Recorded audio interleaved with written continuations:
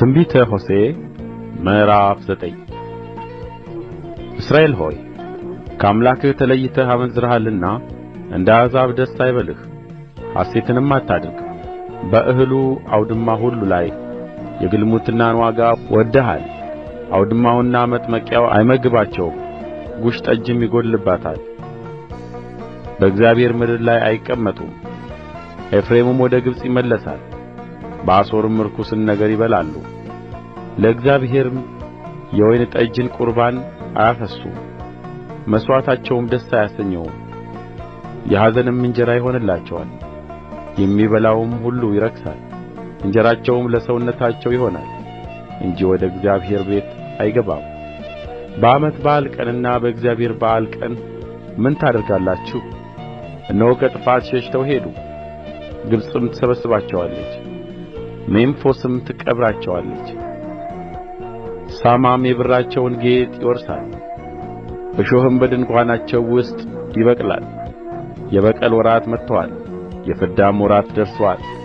እስራኤልም ያውቃል። ከኃጢአትህና ከጠላትነትህ ብዛት የተነሣ ነቢዩ ሰንፎአል፣ መንፈስም ያለበት ሰው አብዶአል። ኤፍሬም ከአምላኬ ጋር ተመልካች ነበረ፣ አሁን ግን ነቢዩ በመንገዱ ሁሉ ላይ የወፍ ወጥመድ ሆነ። በአምላኩም ቤት ጠላትነት አለ። በጊብዓ ዘመን እንደ ነበረ እጅግ ረከሱ። እርሱም በደላቸውን ያስባል፣ ኃጢአታቸውንም ይበቀላል። እስራኤልን በምድረ በዳ እንዳለ ወይን ሆኖ አገኘሁት። አባቶቻችሁንም ከመጀመሪያዋ ዓመት እንደ በለስ በኵራት ሆነው አየኋቸው። እነርሱ ግን ወደ ብዔልፌጎር መጡ፣ ለነውርም ተለዩ፣ እንደ ወደዱትም ርኩስ ሆኑ። የኤፍሬምም ክብር እንደ ወፍ በርሮ ይጠፋል። መውለድና ማፀነስ ማርገዝም አይሆንላቸውም። ልጆቻቸውንም ቢያሳድጉ ሰው እንዳይቀርላቸው ልጅ አልባ አደርጋቸዋለሁ። ከእነርሱም በራቅሁ ጊዜ ወዮላቸው። እኔ እንዳየሁ የኤፍሬም ልጆች ለምርኮ ተሰጥተዋል።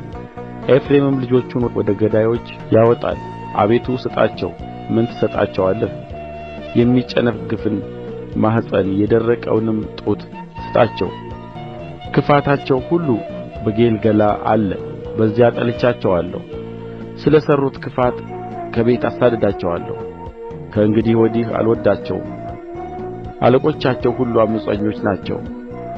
ኤፍሬም ተመታ፣ ሥሩም ደረቀ፣ ፍሬም አያፈራም። ደግሞም ቢወልዱ የማኅፀናቸውን ፍሬ እገድላለሁ። አልሰሙትምና አምላኬ ይጠላቸዋል። በአሕዛብም መካከል ተቅበዝባዦች ይሆናሉ።